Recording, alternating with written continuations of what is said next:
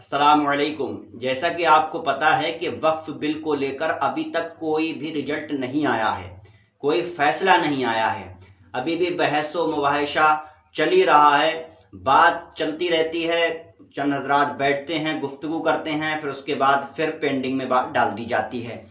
काफ़ी हजरात ने, मुसलमानों ने QR स्कैन किया, ईमेल भेजे, उनकी मेहनतें अल्हम्दुलिल्लाह रंग लाई के उम्मीद जितने की थी उस उम्मीद से काफ़ी ज़्यादा लोगों ने ईमेल भेजे। 5 करोड़ की तादाद अल्हम्दुलिल्लाह ईमेल भेजे गए, लेकिन अभी कोई फ़ैसला नहीं आने का ये दुख है। लेकिन इंशाअल्लाह उम्मीद है कि हमारे हक़ में फ़ैसला आएगा। जैसा कि बहुत सारे ऐसे लोग हैं जो कि हमारे हक़ में खड़े हुए हैं और वक्फ बिल को ख़ारिज करने की कोशिश कर रहे हैं। जैसा कि आपको पता होगा, मैंने बताया था, चंद्रशेखर आज़ाद जो आज़ाद समाज पार्टी के नेता हैं और ये खुद एक सांसद हैं। चंद्रशेखर आज़ाद साहब ने क्या कहा था कि मैं जी जान से लड़ूंगा, मुसलमानों के हक़ में फ़ैसला होगा। ये मस्जिद, मदरसे, कब्रिस्तान ये मुसलमानों की है, मुसलमानों के पास रहेगी। ये मेरे ऊपर एक ज़िम्मेदारी है, मैं इस ज़िम्मेदारी को पूरा करूँगा। और मुसलमानों से ये भी कहा कि आप मेरा शुक्रिया अदा ना करें, मुझे शुक्रिया बोलकर मुझे पराया मत कर देना। मैं तुम्हारे साथ खड़ा हूँ और खड़ा रहूँगा, मेरी पूरी टीम आपके साथ है।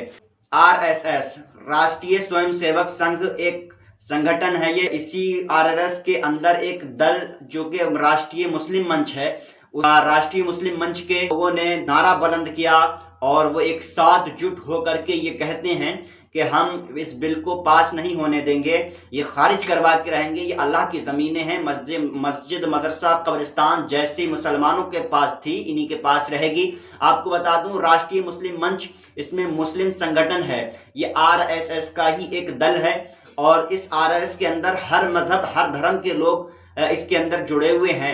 और ये RSS एक बहुत बड़ा संगठन है, जैसा कि आप हजरात RSS के बारे में तो बाखूबी जानते हैं।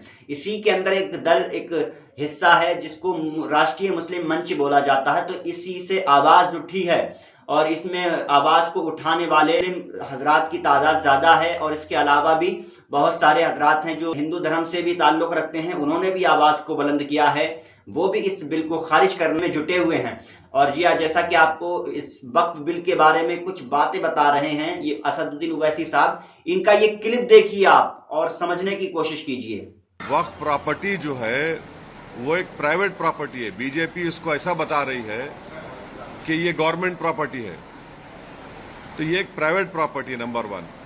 दूसरा, एक झूठा प्रोपेगेंडा बीजेपी, RSS और उनके अलाइज की तरफ से किया जा रहा है कि वक्फ बोर्ड के पास देश में 9,40,000 एकड़ जमीन है। ये एक अफवाह फैलाई जा रही है। 9,40,000 है कितने? 32 स्टेट वक्फ बोर्ड में। अगर आप तमिलनाडु, आंध्रा, तेलंगाना और ओडिशा के 13 हिंदू एंडोमेंट बोर्ड की प्रॉपर्टीज को ले लिए तो यहीं पर 10 लाख एकड़ जमीन हो जाती है। तो ये झूठा प्रोपेगेंडा किया जा रहा है कि आर्मी, रेलवेज के बाद वक्फ बोर्ड। भाई, आप तमिलनाडु, आंध्रा, तेलंगाना और ओडिशा में सिर्फ 13 प्रॉपर्टीज को कैग ने देखा। इन चारों को आप मिला लीजिए, 10 लाख एकड़ हो जाती है। पांचवी बात यह है कि ये जैसा हिंदू धर्म में प्रॉपर्टीज दान दी जाती है, वैसा ही मुस्लिम धर्म में ये दान दी गई प्रॉपर्टी है। अब उसमें गवर्नमेंट का इंटरफेरेंस क्यों हो रहा है? ये आर्टिकल 26 का वायलेशन है। आर्टिकल 26 में लिखा गया कि कोई भी रिलीजियस डिनोमिनेशन अपने मजहब पे भी चल सकता और अपने जो इमूवेबल, मूवेबल प्रॉपर्टीज में उसको एडमिनिस्टर कर सकता। तो ये जो नरेंद्र मोदी की सरकार है वो वक्फ प्रॉपर्टीज को बचाने के लिए, वक्फ प्रॉपर्टीज को डेवलप करने के लिए, वक्फ प्रॉपर्टीज में एफिशिएंसी लाने के लिए ये बिल नहीं लाई है। ये बिल इसलिए लाया गया है ताकि हमेशा के लिए वक्फ बोर्ड को खत्म कर दिया जाए। वक्फ बोर्ड को मुतवल्ली 7% देते थे अपने इनकम का, उसको आप 5% कर दिए। ये कौन सा वक्फ के मफाद में काम कर रहे बताओ आप? तो इसीलिए ये सब एक मुसलमानों से उनकी मस्जिदों को छीनना चाहते हैं, दरगाहों को छीनना चाहते हैं, कब्रस्तानों को छीनना चाहते हैं, इसलिए इस बिल को लाए हैं लोग। अब एक के बाद एक के बाद मैं कह नहीं जा रहा हूँ, भाग नहीं रहा हूँ मैं। बोलिए आप।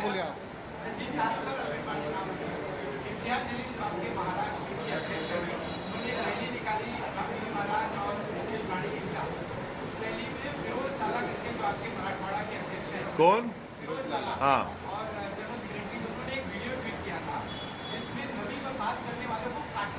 देखो मेरे भाई, सुनो एक हाँ बिल्कुल सही किया, बिल्कुल नहीं सुन तो अरे भाई साहब, आपका जो ऑर्गेनाइजेशन का जो झगड़ा है सेबी के मैडम से, झगड़ा करो ना उससे। अरे सुन तो, अरे मेरे को जवाब देना मेरा काम है, तुम नहीं। देखिए, हम जवाब देंगे, आप जवाब नहीं देंगे। आप सवाल कर लिए, सुनो अभी। आप जैसा चाह रहे नहीं दूंगा मैं। आप मोदी है क्या? नहीं है ना मोदी, आप तो रुक जाइए। आप मोदी तो नहीं है ना, मेरे पीछे ईडी सीबीआई तो नहीं भिजाएंगे ना आप। सुनिए, मेरा जवाब यह है कि आप लोग झूठ चलाए, आपका झगड़ा सेबी से है। अब मैडम, अरे मेरा नहीं, उंगली मत दिखाओ, ऐसा मत दिखाओ। नहीं, आप जर्नलिस्ट है, मैं आपको बिल्कुल, वो झूठ है। हम बोल रहे तो नहीं, हम आपको बोल रहे झूठ है वो। आपको अब सुन तो लीजिए, इंडिया टीवी के रजत शर्मा ने तारीफ की इसकी, अब आपको पसंद नहीं आ गया बोलना। अरे बोल रहा हूँ, इंडिया टीवी के रजत शर्मा ने कहा कि इम्तियाज जलील ने कलेक्टर को रिप्रेजेंटेशन दिया, बाज नौजवान जज्बात में थे। इम्तियाज जलील ने कहा कि खत्म किस्सा। ये और रजत शर्मा जी ने अपने इंडिया टीवी पर कहा कि बहुत अच्छा किया उन्होंने। ये क्या, आप तो तारीफ भी करो। इतना बड़ा मजमा आया महाराष्ट्र की तारीख में, ये सबसे बड़ा मुसलमानों का प्रोटेस्ट था। सुन तो लीजिए, शायद आपकी पैदाइश से पहले एक प्रोटेस्ट मुंबई में हुआ था शाबानों के वक्त, उतना ही बड़ा प्रोटेस्ट हुआ। लोग ये कह रहे थे कि लोग नहीं आएंगे, 10,000 गाड़ियों से पूरे महाराष्ट्र से लोग निकल कर आए। पीसफुल प्रोटेस्ट था, पीसफुल प्रोटेस्ट में बात हुई और वो बात हम रखे। अब रहा सवाल, सेकेंड प्रोटेस्ट भी होगा, मुंबई में होगा। अगर हमारे डिमांड्स को महाराष्ट्र सरकार नहीं मानेगी तो आजाद मैदान में परमिशन लेकर हम यह प्रोटेस्ट करेंगे और ये प्रोटेस्ट जारी लिया आपने। और आखिर में असदुद्दीन ओवैसी साहब क्या कह रहे हैं, अगर कोई एक्शन नहीं लिया गया तो इससे बड़ा प्रोटेस्ट होगा, लाखों की तादाद में मुसलमान मुंबई पहुंचेंगे। अल्लाह पाक से दुआ है कि सब बेहतर फरमाए, आमीन।